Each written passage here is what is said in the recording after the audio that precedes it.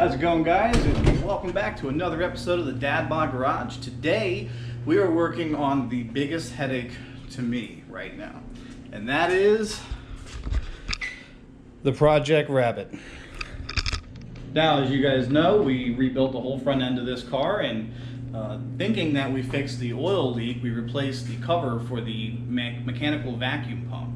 Now, after replacing that, I thought we had fixed it, drove around a little bit, and then we found out that it's still leaking oil. So I'm praying it's not the rear main, but I think we got to take the whole front end apart again to get a better look at what we're trying to fix. Now, normally I would not take the whole front end of a car apart to try to find an oil leak, but in this case, the whole front clip's got to come off just to pull the engine out, if it in fact is between the front and rear main. Now, because I've already done this 2 or 3 times, it's going to be pretty simple. So everything's really tight in this car. There's not a lot of room to work. You can't see anything, and it's dripping from around the bell housing. Let's take a closer look at that. All right, as you can see, every time I drive, I clean this pan off, praying that she's not going to be dripping any more oil, but she is. So when we look down here, you can see, when you look down here between the engine and transmission, you can see we've got some fresh droplets. So something's going on here, and I don't feel comfortable sending the car out for daily driving with it leaking like that. All right, guys, so I guess we just got to dig into it again and figure out what's going on. All right, guys, so this time I want to try and see if we can use a camera trick to take this apart, because I don't want to do it again. So here, let's see if this works. And all right, that was easy. I should try the camera trick more often. So we've made a mess. There's stuff everywhere.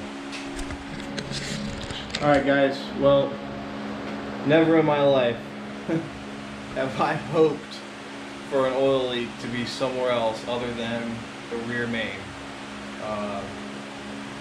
Upon closer inspection, that's pretty much what it's looking like.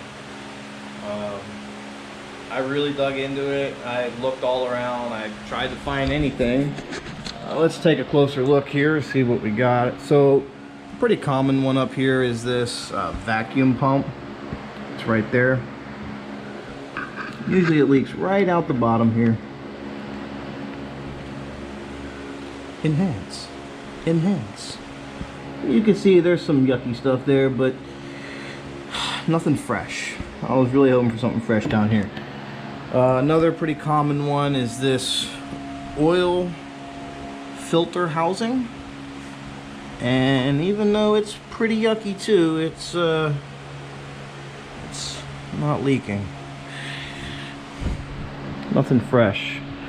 So that gets us down to here, where you can see enhance, where you can see we got some wetness here, and the wetness continues all the way down, and we got driplets coming from that crack you see right there. Is the separation between the transmission and engine. So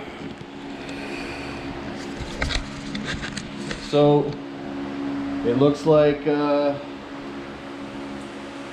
got to pull this whole engine out. We are going to be figuring out what is inside this guy. Last night we stayed up super late. We got the engine ripped out, transmission separated, and actually, no, we didn't. Actually, I got a little discouraged last night and gave up when I couldn't find oil leak. So today we are going to tear into it.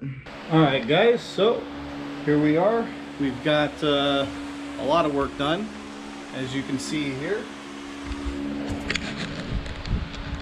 I've got the fuel and evap disconnected. That was really easy. It was a lot easier than I thought. Everything's kind of just plug and play. I didn't need a single tool for that. Down here we have the coolant reservoir taken out. That is over here. We've got a coolant reservoir taken out. That was just these two Torx here. And then we have the mounting bracket that was here.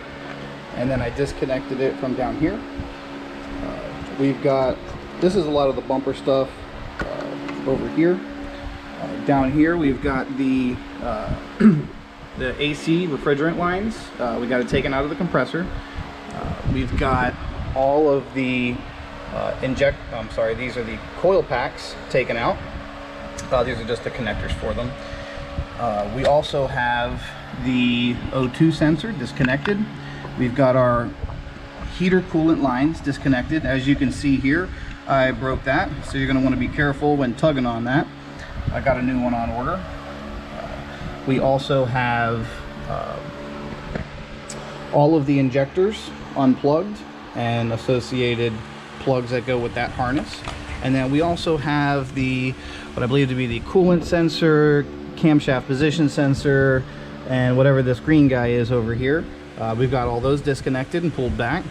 I found out why the brakes were so soft. This guy is the, this guy has turned into hard plastic. This is the directly off of the mechanical vacuum pump, and that was cracked, dead in two. It was barely even holding on back here to the brake booster. So I'm sure when I get that hooked back up and a new hose on there, the brakes are going to be 100 times better. Down here, we've got the alternator disconnected and the harness disconnected. As you can see, all the harnesses are loose right now. Everything's ready to come out.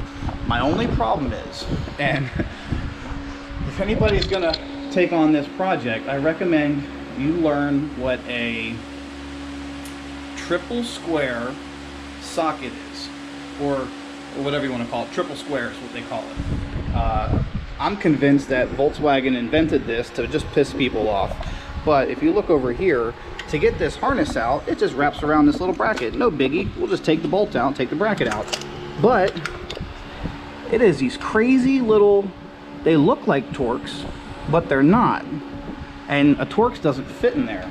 So to get this bracket off, I had to order, and I'm having them overnighted to the house because I'm an Amazon junkie, a full set of triple square sockets. And then down here, you'll notice I can't get this harness off of the alternator. No biggie, I'll just take the harness clamp off. But to get that off, once again, another triple square. So, I really can't believe that this whole project is being hung up by this stupid little triple square sprocket. I never knew this existed. And so if anybody's watching this trying to do the same project, I recommend you go ahead and get yourself a full set of triple squares. And that's going to make your life so much easier in this process. Now, if you look down here, you'll see I've got the axles removed all the way down through there. We'll see if we can get a better view. Okay, we've got the axle pulled out over here, and we've got the axle pulled out on this side. Now, this was a lot easier than I thought it was going to be. For the axles to come out, all I had to do was take this 1/16 bolt out, and I disconnected the steering linkage, or tie rod end, if you will, and these 3 bolts underneath, 1, 2, 3. And then with the car on jack stands, I was able to just press down on this lower control arm and gave this a light tap, and that came out, and I was able to lift up on this and the axle came right out. I did have to use a pry bar to get it out of the transmission itself. It's in there pretty good. It's designed that way so that it doesn't just pop out all on its own, and when I put it back in, I'm probably going to have to beat it back in, but no biggie. So as you can see here, we got our passenger side axle. Here's that retaining clip I was referring to that's kind of holding that guy in there pretty good. This is the 1/16 bolt that you're going to need. I used an impact because I have one. I got a pretty big one. I've got the, not a sponsor, but I do use the Earthquake XT from Harbor Freight, and this thing is just a straight beast. That's the Earthquake 1/2" XT. This thing is a monster. I have not found a single bolt. Even, I know not a lot of you guys probably don't know rotaries, but I had a RX-8 recently that I did a rebuild on, and the big nut that's on the end of the crankshaft on that engine, or on that motor they call it the eccentric shaft. That guy was like impossible to get off. I had the motor chained down to my bench. I was using a 4-foot breaker bar, and I could not get that thing to budge. One tap with this thing, came right out. So she's ready to come out. I've got my hoist over there. I'm getting ready to get it all set up. I'm gonna get the chains all ran.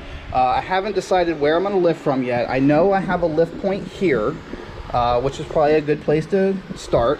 And then I'm gonna use my load leveler and probably come over here, probably put a bolt through this hole on the transmission or something nice and sturdy, something really heavy, because obviously this motor is going to require, this motor is probably several hundred pounds, 300-400 pounds with the transmission and everything bolted to it.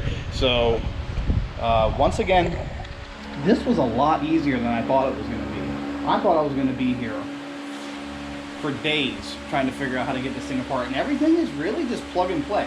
Now, one thing I do have to complain about with these Volkswagens is every single clip broke. Oh, look, one made it out alive. But I'm telling you, every clip, the injector clips, I mean, all I did was I pressed down with I didn't even use a tool. I just pressed down with my thumb and the clip just snapped right off. And one after the other, every single one of these just snapped right. Oh, so this is what the clip looks like, right? And all you do is you just press down with your thumb. It's no big deal. You would think they'd be a little stronger. Now, I'm guessing with age, these kind of deteriorate. And, you know, I'm just gonna have to cross my fingers and hope when I put this back together that these all go back. There's another one that broke. So I've got the another thing disconnected down here. This is the shift linkage. That was really easy. That just two 12mm bolts and then a 12mm bolt down here. Let me get you a better view. And then it was a 12mm bolt right here on top. The shift linkage came right out. I'm just going to tuck that out of the way over here. This is our barometric pressure that came out of the intake. This is all just bumper stuff here. Coolant lines all disconnected. Like I said before, wiring harness all disconnected. All I need is those triple squares so I can take this bracket off, so I can loop this wiring harness out of the way. And then the same down here. I've got these triple squares down here to get this harness out of the way, and we're lifting. That's it.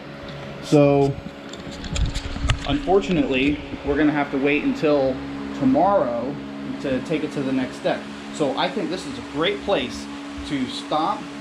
We will edit this video, and tomorrow when I get my tools in, we're going to try to pull this guy out. Going into this project, I was very concerned that this was going to be a lot harder. When you read reviews online and everything and try to get any information on this, there's like no information out there. I've scoured for tens of minutes on Google looking to find any kind of write-up or anything on this motor, and you know, finally just giving up and saying, okay, that's it, let's just dive in, let's just do it. We'll document everything, we'll take pictures of everything. I know I didn't record a lot of it, but you know, if anybody has any questions as far as how I did something or what technique I used or tools I used, all very basic hand tools. I think I used a couple sockets, couple screwdrivers. Most useful tool, hose clamp pliers. Okay, one of the most useful tools. Another extremely useful tool is this guy. This is used for popping the little clips out, these little plastic guys, and it's a great little pry tool. I use that a lot on quite a few of these because once they broke, that was it. I had to use something to get them off. And then I mean, what, just a couple screwdrivers, a couple sockets. I mean, everything I used is right here. Everything I used is right here. One of my favorite tools in the fleet is my Milwaukee Impact. This is just the M18, nothing crazy about it. Bought it right at Home Depot. Came with the drill as well, 2 batteries and a charger. I think it was $2.99 for the set. So on that note, thanks for tuning in. Look for part 2 of this series. That's going to be us pulling the engine out, hopefully separating the transmission, getting the torque converter off, the flex plate off, and finding out if it's in fact the rear main. Now, I know a lot of you guys are probably thinking, why don't you just take it to a Volkswagen dealer? Why don't you just take it to a real mechanic to find out where the leak is and how hard it's going to be to fix, how much it's going to cost? Maybe in the long run, maybe, you know, if you value your time, maybe it's not worth it to you. But for me, I already have a daily. That's my Taurus SHO. Love the shit out of that car. Thing just runs, no problems. This is just a project for me. And this is what I love to do in my spare time. So if you love wrenching, if you love getting your hands dirty and getting into stuff and learning and you know, figuring everything out, you know, why not? Who's gonna stop you? I got some basic hand tools. I got a hoist, and I got time. And I'm not shy of using any of it. So on that note, thanks for tuning in. Hopefully I'll have another upload in the next couple days. Actually having the engine out, going through the tear down of the transmission. We'll be doing engine cleaning. We're going to be pressure washing the whole engine bay. It's going to be a lot of fun. So stay tuned, and until next time, see ya.